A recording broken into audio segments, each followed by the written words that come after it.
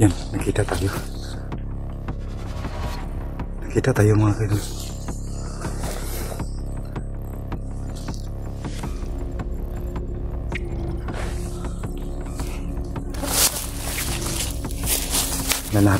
Lalapit tayo. Huwag kayong magpapaputok. Kailangan ko makausap si Supremo. Yung side nila, hindi natin alam kung ano ang dahilan, kung bakit sila naging ganito. So, ang inaalala ko lang mga kaidol, yung encourage natin sila, ipag-usap tayo sa kanila para mapabalik loob sila sa masamang gawain. Kasi sayang naman yung mga bata kung hindi sila mapagbigyan ng magandang kinabukasan sa Supremo. Ang sa akin lang po, makakatulong po ako sa inyo. Pero kung hindi kayo papayag, decision niyo po yan. Pero ang sa akin po, ang pagpunta ko namin dito, kasama ko po yung mga kasamahan ko, si Mer, si Lungher at saka si Rani, para mapag-usapan na sana. Ano ba yung dahilan mo na malaki?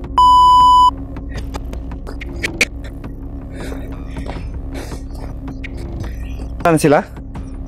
Hindi na.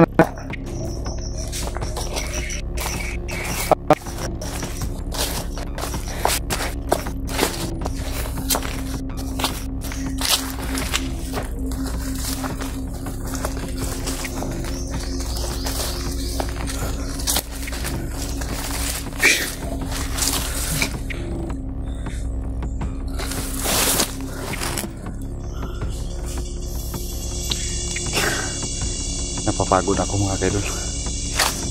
Nauna na sila.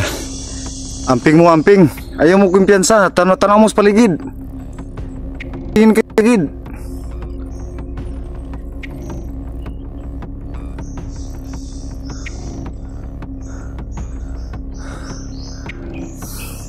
Sana mahanap namin yung kutan lang mga kaidol, no?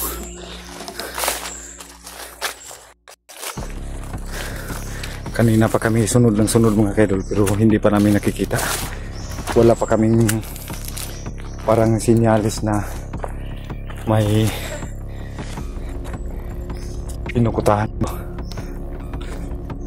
So napaka ng area mga kaidol. Yung mga kasamahan ko mga kaidol, hinang-hina na kasi sobrang init. Pero tinitiis nila para malaman lang namin kung saan yung kuta ni Supremo.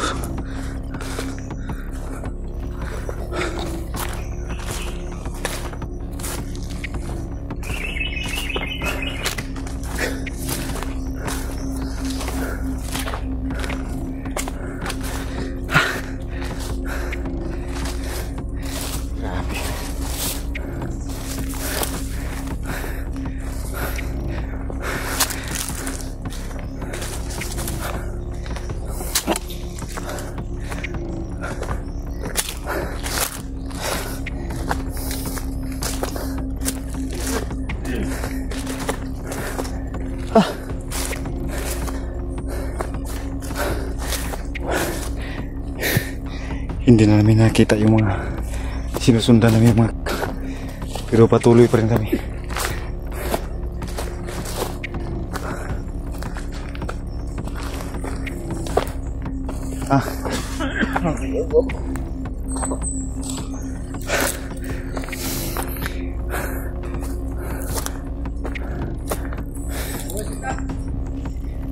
Oh.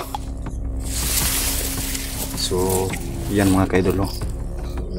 So, andito kami ngayon. So, yan mga kaidol. So, yan positive po, andito yung kuta nila ngayon. So, marami sila mga kaidol, pero kahit kahit napaka-delikado mga kaidol. Kasi hindi natin alam kung ano ang nasa isip ni Supremo. So, inordidad ba yung tao? Ang gagawin natin mga kaidol, kasi nakikita namin mga kaidol, para mga bata, parang roads, parang mga bata pa yung mga ginsapan ni Supremo mga kaidol, batang bata pa yun. So ngayon mga kaidol, no, sa gagawin ko mga kaidol, susubukan ko makipag-usap kung andyan si Supremo. So susubukan kong kumbinsihin. Kumbinsihin kung mapapasuko ba si Supremo kasi Negosit siya. gusto ko makipag-negotiate mga kaidol, kung gusto ko malaman kung ano ba talaga yung gusto nila na mangyari, kung bakit sila andito palagi sa bundok at gumagawa ng masasama. So Rods, kayo na pong bahala sa akin. Sana hindi nyo ako iiwan na makipag-usap. Andun lang kayo sa paligid. So kami. Mauna ka, Bert. So huwag kayong magpapakita para hindi rin sila uminit. So ang gagawin ko ngayon mga kaidol, makikipag-usap ako sa kanilang pinuno, sa kanilang leader, para maiwasan natin yung na dumanak pa yung dugo dito sa kanilang lugar. Baka magbarilan, Bert. Hindi, bibitawan ko yung baril, ipapakita ko na wala akong dalang baril para maniwala yun sila. So itong gagawin ko napakadelikado to, pero para sa kapayapaan na sana matigil na tong digmaan dito, ay gagawin ko po ito mga kaidol. So pasensya na po talaga mga kaidol. Alam ko po mga kaidol na maraming magsasabi dito sa gagawin ko na wag mong gagawin, Bert, wag kang magtiwala sa kanila, pero kailangan pa rin natin silang kausapin para malaman natin kung ano ang nasa panig nila, ano yung gusto nilang ipalabas, kung bakit pa sila nandito pa rin sa bundok na gumagawa ng masama. So alamin pa rin natin kung ano talaga yung dahilan nila mga kaidol, no? So ako yung papasok doon mga kaidol. Mauna, Bert. So kayong tatlo doon lang kayo sa paligid. So si Supremo. So Mir, ikaw na pong bahalang Mir.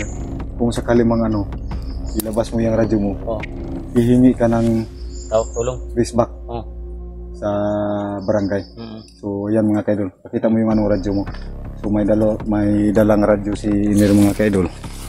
So tatawag yan siya. Kung sakali mang magkagipitan mo, kayo na pong bahala. Kailangan makatawag ka po ng backup.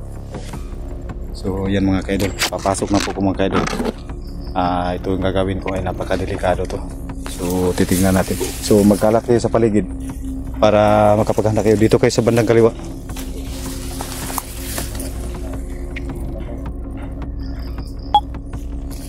So yan mga kaidol. So kayo na bahala humanap ng pisto nyo, Rods. So yan mga kaidol, no? Pasok kayo, no? So susubukan natin makipag-coordinate sa kanila, makipag-usap kahit mga armado. So dito ko sa bandang likuran to ilagay itong baril ko para hindi nila malalaman. Marami sila. Huwag kayo mag-alala. Napaghandaan ko na to, Nil. So tignan nyo mga kaidol, no? Nandito kami sa bandang Atbang. Andun sila, oh. Ukol lang. Mga sila, musil ka. Sila. Ukol ito. Sukol ito.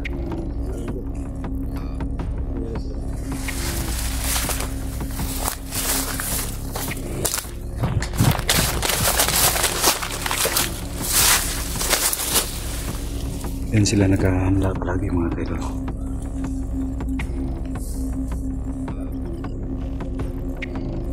May nakabantay.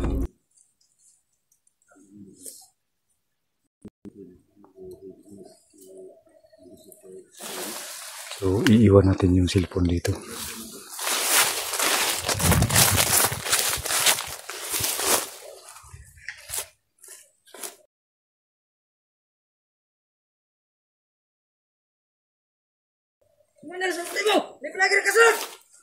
Yan, nakita tayo.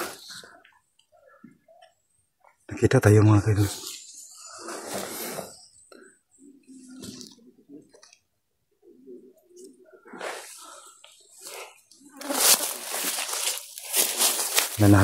Lalapit tayo. Huwag kayong magpapaputok. Kailangan ko makausap si Supremo. Iiwan ko itong baril ko. Lalapit tayo dito.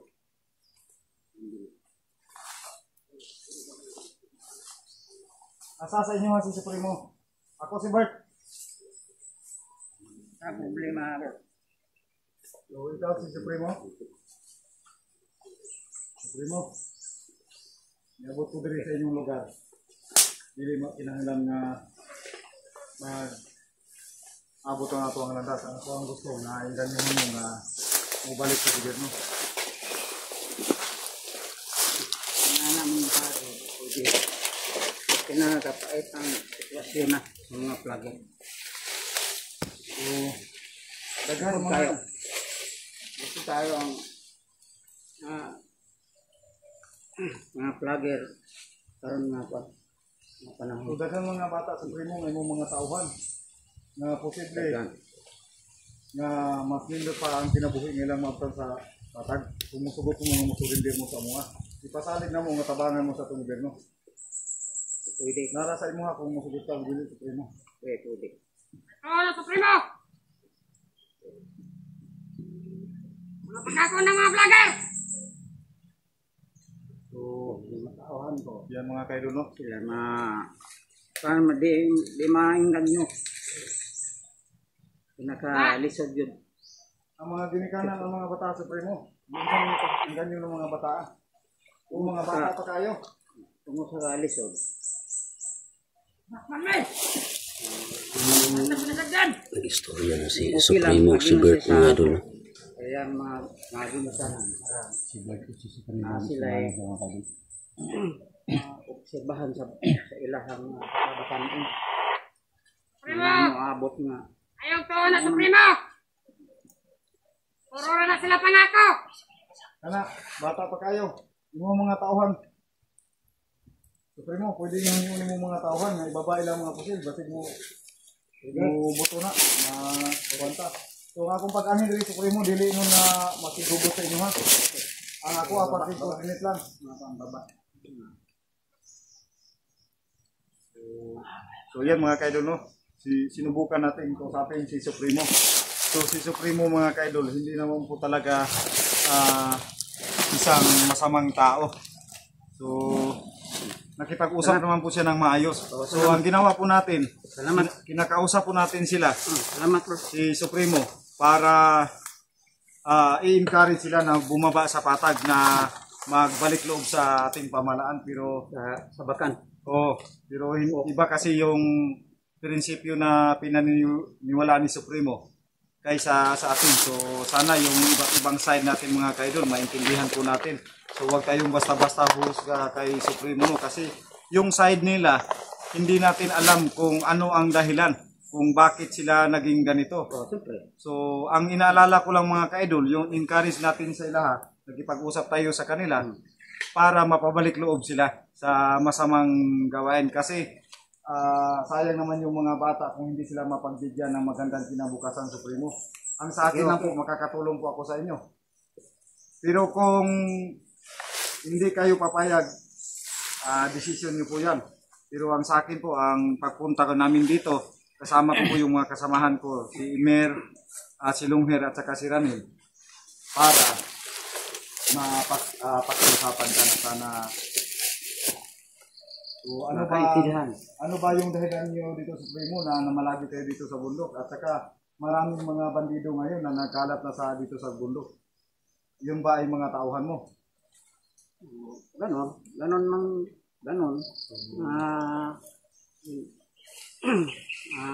Hirap na talaga ang grupo na sa aking mga kasama nga mga vlogger nga maliit pa. So yan mga kaidol no? So dahil din sa hirap ng buhay. So may, Hirap talaga. may pamilya ka ba Supremo? Wala na.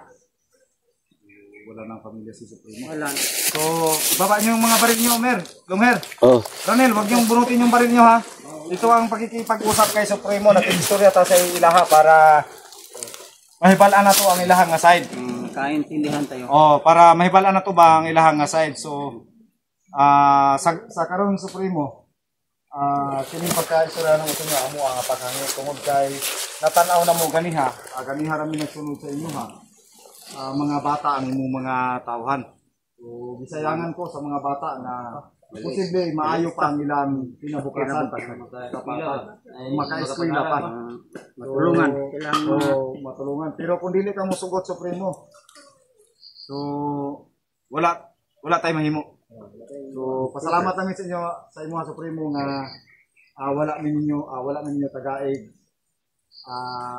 sakto nga kuan para madisgrasya dito sa imong lugar. So, kami harami gasunod antod makita namo ang ilahan Supremo. So ayan mga kaidol. So yan. Diyan ka muna po sumimot. Ano po natin yung pag-usap natin. So, dili man ka mo sugot nga.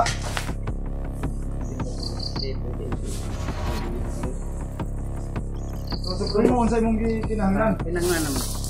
Pero kunting bigat, kakain sila. Kahit tagal naman sa bundok. Wala namang bigas. Wala namang bigas nga makain. Iba talaga yung mga bato. Commander mo yung mga kaidol. So, Ranel, huwag kayong bubunot sa kanyang mga baril ha. Pabayaan nyo si Supremo. Pabayaan nyo. So, ang gusto mangyari ni Supremo, mabigyan sila ng pagkain dito. So, ipapakita natin sa kanila na magbibigay tayo kahit walang kapalit. Para sa ganung paraan, baka dumating yung panahon, makumbinsi natin sila na magbagong buhay at sumurinder na. So, ayan.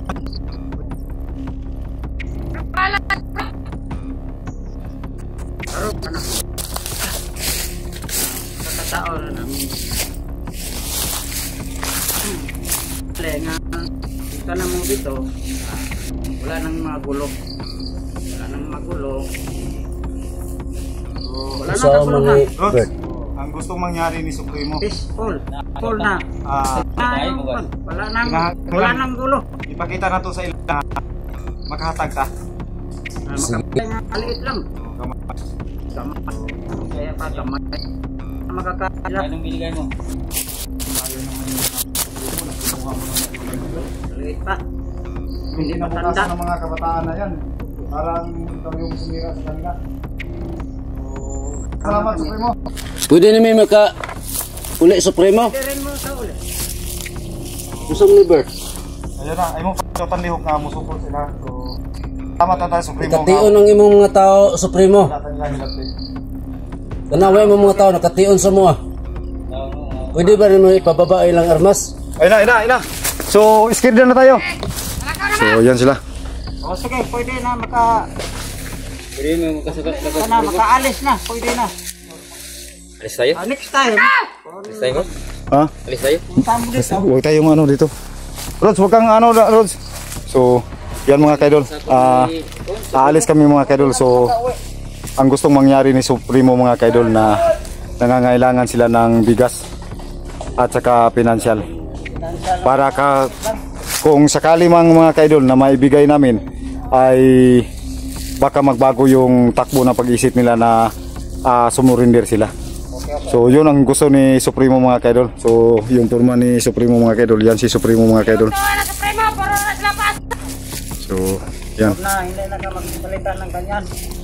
Marunong magtagalog si Supremo. So yan, alis tayo. Alis, pwede na. Supremo. Alis tayo. Baka delikado tayo dito.